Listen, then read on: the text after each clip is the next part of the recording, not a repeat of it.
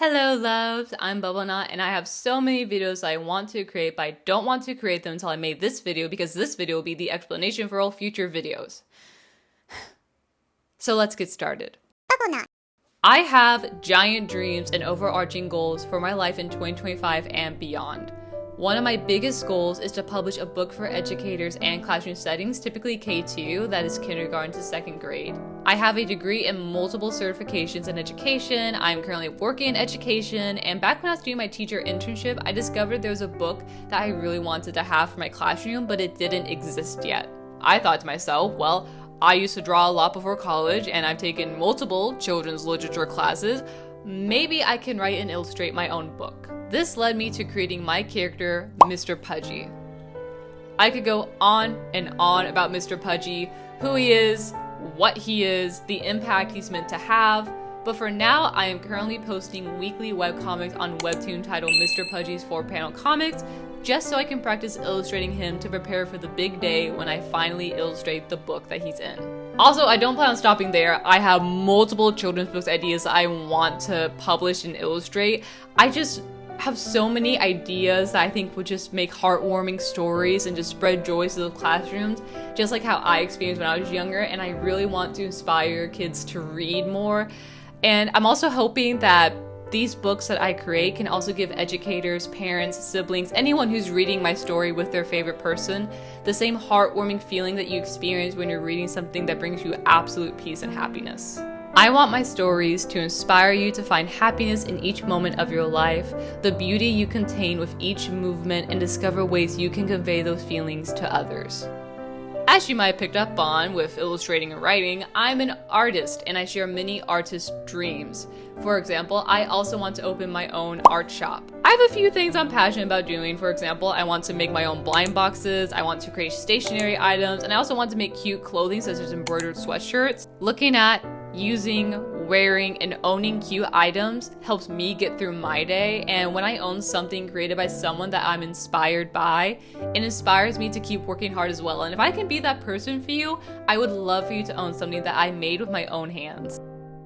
I especially want to make the unboxing process of my items as adorable, heartwarming, and inspiring as fellow creators have done, and I'm including you in this because I plan to make videos achieving my dreams, and if you're watching this, you probably have a similar dream to mine. We can help each other learn and celebrate our successes together. But having big dreams is one thing, actually making them reality is another. And one big factor in achieving my dreams is ensuring that I am financially responsible while doing so. So let's talk finances. Bubblenut. I don't plan on making back every penny that I spend in starting my business. In fact, much like how teachers spend a lot of their own money on their first classroom, I plan to do the same starting my business. If you're planning to start a business, please be aware of upfront costs and follow a budget to ensure you're never financially at risk. Here is an example budget based on my current budget. Your budget is going to be dependent on what your bills are, what you know that you need to budget for your lifestyle, and also how frequently you're paid. And I highly recommend that you watch finance videos on YouTube. There are a bunch of them on here that can really help you break down your budget and create one that's going to work for you. This budget is what works for me, it's what helps me reach my financial goals easily, and also make sure I'm never financially irresponsible, and that's why I'm sharing it. First thing you want to do is figure out what you're paid. So I'm paid bi-weekly. That means I'm paid roughly every 15th and 30th of a month, give or take. The money from the 30th check is going to go towards the first part of the following month. So for example, I would get paid on January 30th, and that money will cover me from January 30th to February 15th. With the 15th check, that would cover me from February 15th to February 30th. And yes, I know February 30th doesn't exist, it's just an example. Next, identify the bills that you must pay during each check. I live with my partner, and thus we split the bills based on how much we're paid percentage-wise. So he covers some bills while I cover others, and that's why my bills seem like they're missing something compared to a normal person that's living on their own. For example, I don't pay for groceries, so you're not going to see that on my budget. My bills that I'm responsible for and need to pay during the first part of the month is house cost, car insurance, and car payment. While on the 15th check, the later part of the month, I am paying for utilities and a subscription. After you have your bills identified, you then need to identify what you need for your lifestyle. For example, I have pets, and so I have a budget for pet needs. Pet needs is going to cover things like cat food, cat litter, dog food, vet bills, new toys. Anything my animals need, this is the money that's meant for them. And because I drive to work in other places, I also budget out for gas each paycheck. Then I pay myself, being mindful of what I'm putting into savings. Each paycheck, I gave myself $100 for eating out and $100 for what I call yay or nay. Eating out is what it sounds like. It's when I go out to eat food at restaurants, and my yay or nay is if yay, I see something that I like and I want to buy it, or nay, I have to go buy medicine or I have to go buy band-aids. Basically, it's money that I have set aside that I can use freely, either for things that make me happy or things that I need. I make sure to track this spending using the notes section at the bottom, and if you think this system would work good for you, I do have a Canva template link below for you to use. Now let's get into savings and also my Roth IRA. There are a lot of videos talking about savings, so please watch those instead. I am not a certified financial expert. This is just what I do.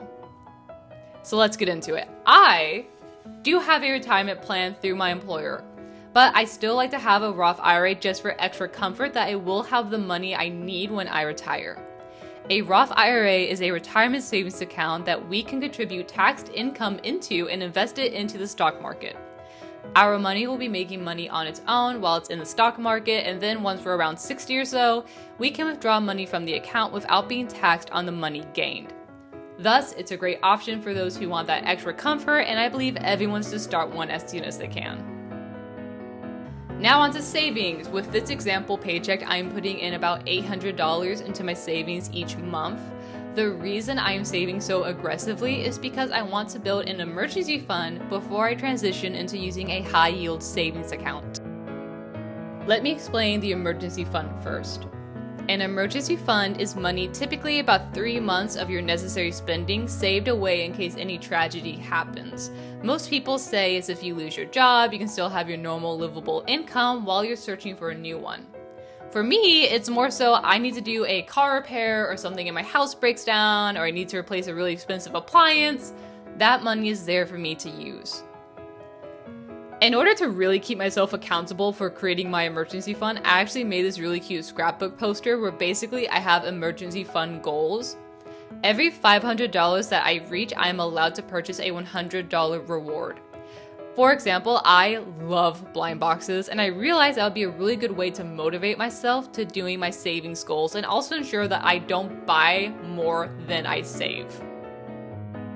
Of course, to ensure I reached my savings goal, I always calculate my savings and then minus $100 to see where my current savings is, because that $100 is going to be used to buy my reward, and so it doesn't count as money saved. This is what works for me, and I'm currently pretty well on my way. I'll probably have my emergency fund set up within the next month or so as of scripting this video. Now, as I mentioned before, once I have my emergency fund built, I'm going to then transition all my money dedicated to saving into a high-yield saving account. We all have savings accounts. Usually when you open a checking account, you also open a savings account because everyone should be saving money, and you should not be keeping the money in your checking at all times, because if you pay using a debit card, someone can take that information and steal all your money, and that's very sad, and we don't want that. Which is also why you should have a credit card and not use a debit card, and speaking from experience, don't do it. But in contrast, a high-yield savings account is a saving account that pays a higher interest rate than your traditional saving account. So for example, your traditional savings account will give you like 0.01% back on the money that you put into it. So you'll maybe earn an extra 5 pennies a year. I'm not going to do the math. While your high-yield savings account would give you about 4% back, so it's making you more money and it's making your savings grow faster than it would sitting in a normal savings account. So, I just walked you through my finances and savings goals. Once I reach my emergency fund goal, that is when I plan on creating budgets for making products on my own.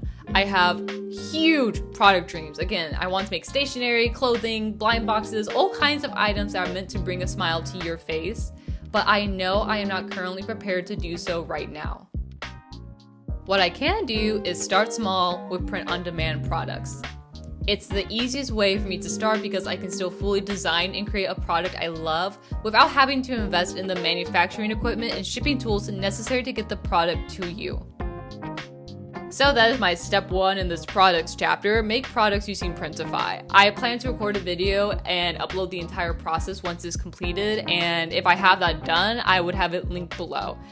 But that's probably going to be like next month if you're watching this immediately, so stay tuned. However, this is a goals video, so here's what direction I think I'll be going as of February 16th when it comes to products. After launching my Printify products, I should have been able to reach my emergency fund saving goal and thus can begin saving for manufacturing equipment and shipping tools. My first manufacturing equipment I plan to buy is a Cricut to make stickers and sticker sheets, and then I also want to buy necessary equipment to make memo pads. I just think those are really stinking cute. If those go well and I begin earning money from my products, I can put that money back into my business and pursue crochet products, polymer clay products, and cross-stitch products. For crochet items, I want to make plushies, blind box plushies, and I want to upload crochet patterns. For polymer clay, I want to make the desk friends, pen holders, keychains, jewelry dishes, and blind boxes. And for cross-stitch, I also just want to upload cross-stitch patterns. I want to put together cross-stitch kits and also cross-stitch kits blind boxes, which is hard to say. I might try to give that a better name. If my marketing works out and my products are selling, I hope I can then be able to save up and purchase an embroidery machine. I want to create embroidered sweatshirts because they're my favorite clothing item, and I really want to add that to my products list. And hopefully by that point, I would have launched my Shopify account and also begin going to art markets in person. I really want to sell my products at a convention and personally be able to thank anyone that supports me. But selling products to achieve these dreams requires marketing, and that's what leads me to where I am right now, making content. Of course, making content is the best marketing, but I've also always loved making videos. I've always wanted to be a YouTuber, and you probably can still find my old art accounts. I came up with the name Bubble Knot back in high school, and the last time I really had a community was when I was posting on the Star vs. the Forces of Evil Amino. Shout out to anyone who was on there, hope you're doing okay, and yes, I'm still upset at that show's ending. Anyways, I'm ready to be a part of a community again, to share anything that makes me happy, and I look forward to making something that you and I can look back on once we're in the future. So, with that said, I have content goals. I am still developing my content schedule, and that's because I'm making sure not to burn out. I've studied content creation, I know how often one should post, but I'm also learning what I can handle. After all, done is better than perfect. I'd rather finish something than not do it at all. Today, the day this video is uploaded, is the last day of February. For February, my content schedule goals were to upload a Mr. Pudgy comic each Saturday, upload a reel every other Friday, and upload a YouTube video on the last day of the month. For March, my goals are to upload one Mr. Pudgy comic each Saturday, upload a reel every other Friday, and every Friday that I don't upload a reel, I upload a YouTube video. I personally believe I've gotten much better at creating content and having confidence in the content that I make, so I think my final content schedule goal will be attempted in April, where I will upload a Mr. Pudgy comic each Saturday, upload a reel each Friday, and upload a YouTube video every other Sunday. So that will roughly be 5 Mr. Pudgy comics, 5 reels, and 2 YouTube videos each month. I don't know if they're called reels or YouTube shorts, I just realized. I think I meant shorts, because I think Instagram might use reels. It's the short form content, basically. While my comics and my reels have more structure, my YouTube videos will be dependent on what is bringing me current joy. I can upload an Animal Crossing New Horizons video, I can upload art studio vlogs, I can upload blind box unboxings, or even just a nice video essay that leaves you feeling better about your place in the world. Every moment is precious, and it took me a while to learn that, and I want to share that with all of you. You can find beauty in the smallest of moments, and I look forward to doing so with you in 2025. Bye-bye.